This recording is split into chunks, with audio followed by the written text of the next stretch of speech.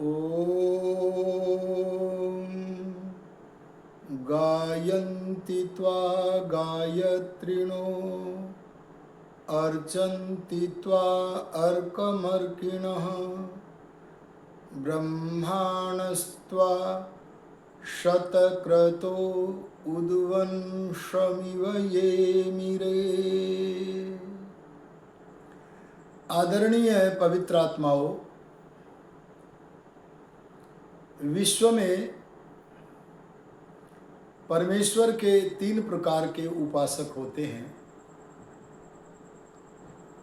इस बात की चर्चा इस मंत्र में की गई है। हम इस मंत्र के आधार पर देखें कि हम किस कोटि के उपासक हैं। मंत्र कहता है गायन्ति त्वा गायत्रिणः।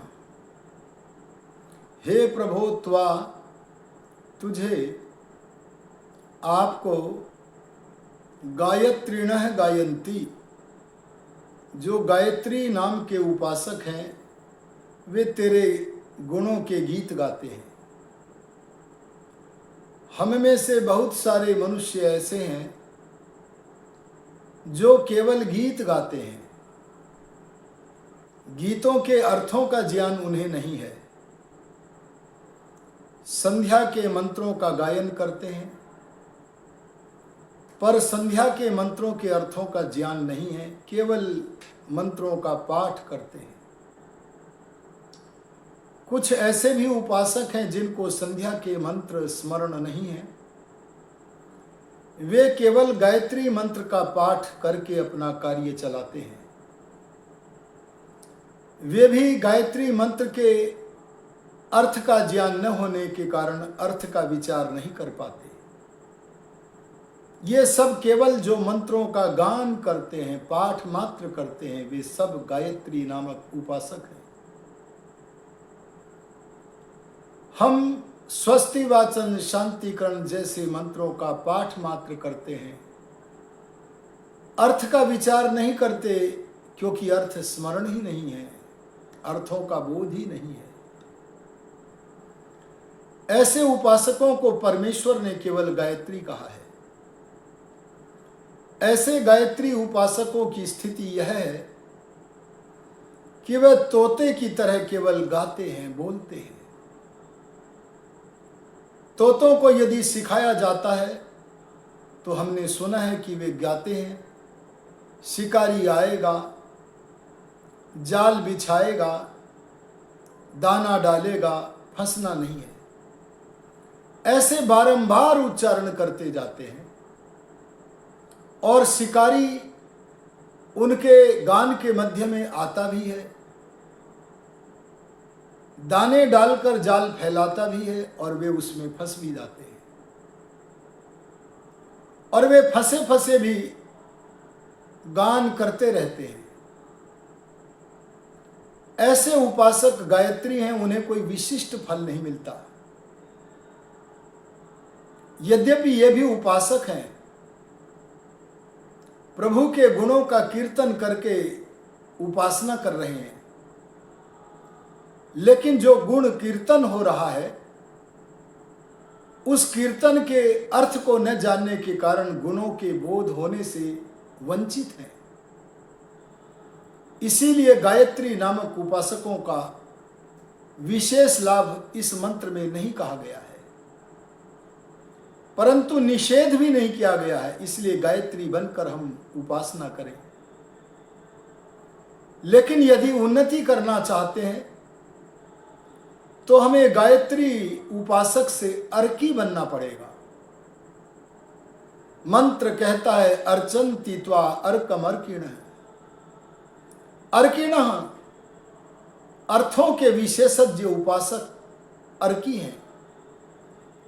वे अर्कम पूज्यम, वे पूज्य परमात्मा के गुणों का गान ही नहीं करते, बल्कि उन गानों के अर्थों का भली भांति विचार करते हैं, चिंतन करते हैं।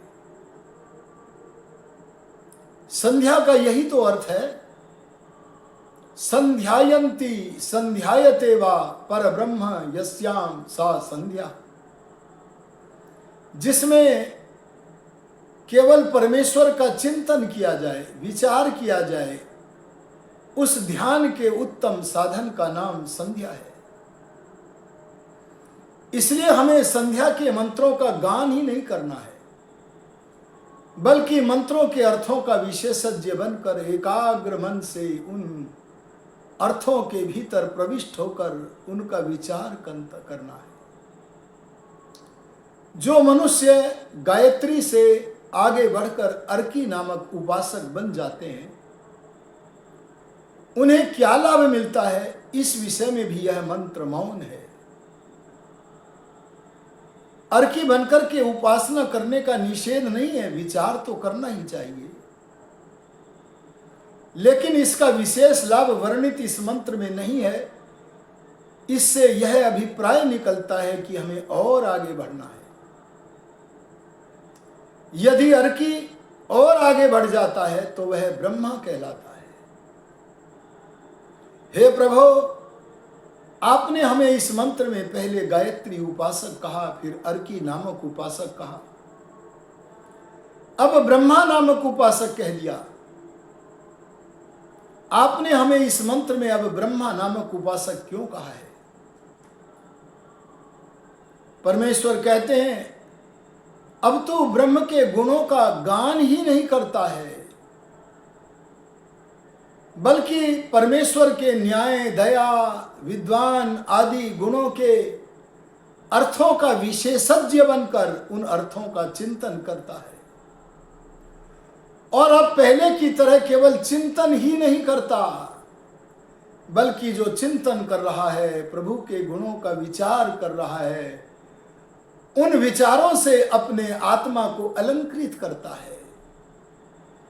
जैसे मनुष्य अपने देह के अंगों को आभूषण से अलंकृत करता है, वैसे भगवान का भक्त अब केवल प्रभु का गुणगान नहीं करता, गुणों के अर्थों का विचार ही नहीं करता, बल्कि परमेश्वर के गुणों को अपने जीवन में धारण करके आत्मा को प्रभु के गुणों से अलंकृत करता है।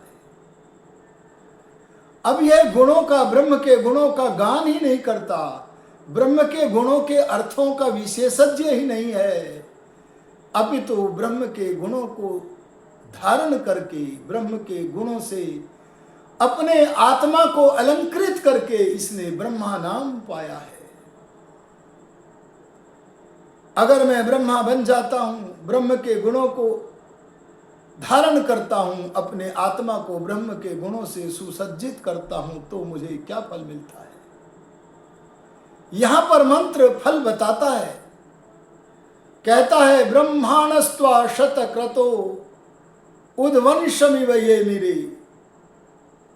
यह कर्मनिष्ठ ब्रह्मा नामक उपासक जहां अपना उद्धार करता है, ब्रह्म के ज्ञान से लाभान्वित होकर आत्मिक बल को बढ़ाने लगता है, ब्रह्म के ज्ञान से लाभान्वित होकर आत्मिक बल को बढ़ाने के साथ साथ आत्मा अपने ज्ञान का भी वर्धन करता है और स्वयं आत्मोद्धार ही नहीं करता, बल्कि बड़े बड़े ब्रह्म संस्थानों का निर्माण करके उनके द्वारा मनुष्य मात्र का कल्याण करता है। अब इसका बहुत विस्तार हो गया, सबका भला चाहता है। अब यह सांसारिक बंधन में पड़े हुए सब लोगों को छुड़ाने का भी प्रयत्न करता है और स्वयं भी मुक्ति की ओर अभिगमन करता है।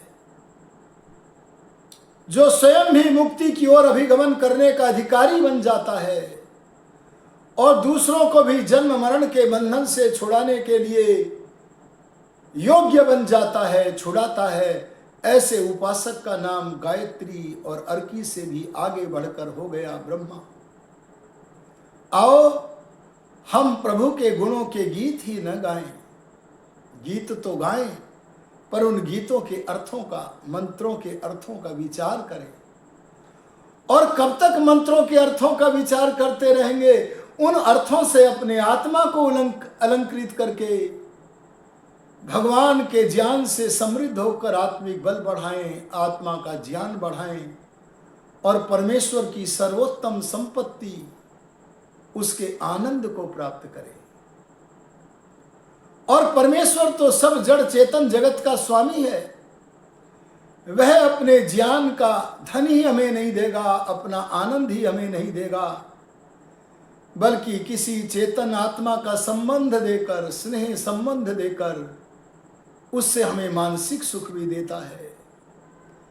प्राकृतिक वस्तुएं प्रदान करके हमें शारीरिक और ऐन्द्रिक सुख भी देता है। आहा, प्रभु की उपासना करने से हमें सब सुखों की प्राप्ति होती है। आओ, यदि हम सब सुखों को प्राप्त करते हुए परमेश्वर के महान ज्ञान और आनंद को प्राप्त होकर मोक्ष पद को प्राप्त करने के अधिकारी बनना चाहते हैं, तो हम लंबी लंबी संध्याओं के द्वारा ब्रह्म के गुणों को धारण करके अपने जीवन को पवित्र बनाएं, उपासक बनाएं। इन्हीं शब्दों के साथ इस वेद मंत्र का संक्षिप्त अर्थ प्रस्तुत करते हुए अपनी वाणी को विरमित करता हूँ। ओम शम।